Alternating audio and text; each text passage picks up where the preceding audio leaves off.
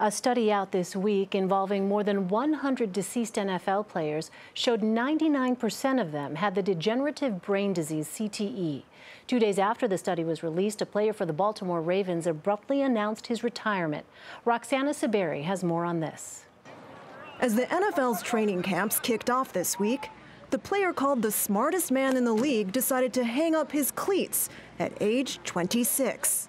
Baltimore Ravens offensive lineman John Urschel tweeted, "I'm excited to start working on my doctorate in mathematics full-time at MIT." So what we have here is we have a nice little graph. The scholar athlete didn't say exactly why he's retiring from football, but his decision comes 2 days after a study found that all but one of 111 brains of former NFL players showed signs of chronic traumatic encephalopathy, or CTE. The disease is linked to football players and athletes with repetitive brain trauma. Before he turned pro, Urschel told CBS News he was aware of the potential health hazards. I'd be lying if I said this isn't something I've ever thought about, because this is something to consider. But I really love the sport I'm playing. I'm an adult, I'm a grown man. I recognize the risk. Over the past few years, other players have decided that staying on the field wasn't worth the risk. Former San Francisco 49er Chris Borland.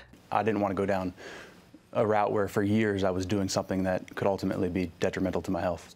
Lee Eagle is co-director of New York University's Sports and Society program. The NFL says it is taking steps to improve the safety of its players. Is it doing enough? The NFL is certainly taking steps to safeguard the health of its players, but the multi-billion-dollar question is, how do you get around the fact that this is a collision sport and hits to the head are a natural part of the game? In an email to CBS News, the NFL said, "We respect any player's decision on when to retire.